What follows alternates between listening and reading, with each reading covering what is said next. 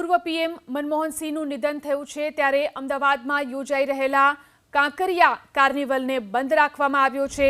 શોકના ભાગરૂપે કાંકરિયા કાર્નિવલને બંધ રાખવામાં આવ્યો। પૂર્વ પીએમ મનમોહન સિંહના નિધન પર અમદાવાદમાં કાંકરિયા કાર્નિવલ રદ કરી દેવામાં આવ્યો છે। કાંકરિયા કાર્નિવલ કે જે દર વર્ષે નાતાલના પર્વ બાદ નવા વર્ષની ઉજવણીમાં મનાવવામાં આવે છે, પરંતુ પૂર્વ પીએમ મનમોહન સિંહના નિધન બાદ તેને રદ કરવામાં આવ્યો છે। 25મી તારીખથી 31મી ડિસેમ્બર સુધી ચાલનારો કાંકરિયા કાર્નિવલ રદ કરવામાં આવ્યો છે। 1 જાન્યુઆરીથી શરૂ થનાર ફ્લાવર શોની પણ તારીખ બદલવામાં આવશે। વધુ જાણકારી મેળવી અમારા સંવાદદાતા કુશાંક ફોન લાઈનથી જોડાયા છે। જી કુશાંક, કાંકરિયા કાર્નિવલ રદ થયો છે, આ સાથે જ ફ્લાવર શોની તારીખોમાં પણ બદલાવ લાવવામાં આવ્યો છે।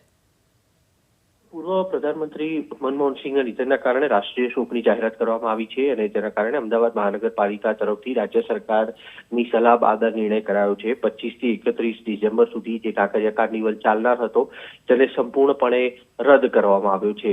1 જાન્યુઆરીથી અમદાવાદ શહેરમાં ફ્લાવર શોનું આયોજન થનાર હતું, કારણ કે એ 7 દિવસનો શોક છે, જેના કારણે 1 જાન્યુઆરી સુધી આ શોક રહેવાનો છે, જેના કારણે ફ્લાવર શોની તારીખ છે તેમાં પણ ફેરફાર થશે। થોડીક વારની અંદર અમદાવાદ મહાનગરપાલિકા તરફથી તેની સત્તાવાર જાહેરાત કરવામાં આવશે અને તેની સાથે કેટલાક નિયમો પણ બનાવવામાં આવ્યા છે। કાંકરિયા પરિસરમાં જે લોકો સવારના સમયે આવતા હોય છે તે લોકો માટે એન્ટ્રી યથાવત રહેશે, પરંતુ રાતના સમયે જે રંગારંગ કાર્યક્રમો થતા હતા તે રંગારંગ કાર્યક્રમો 7 દિવસ માટે રદ કરવા માટે અમદાવાદ મહાનગરપાલિકા તરફથી જાહેરાત કરવામાં આવી છે।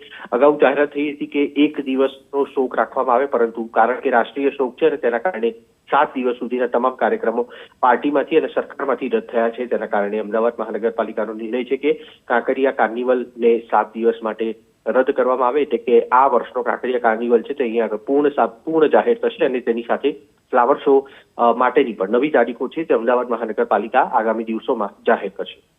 જી આભાર કુશાંક, તમામ જાણકારી આપવા માટે।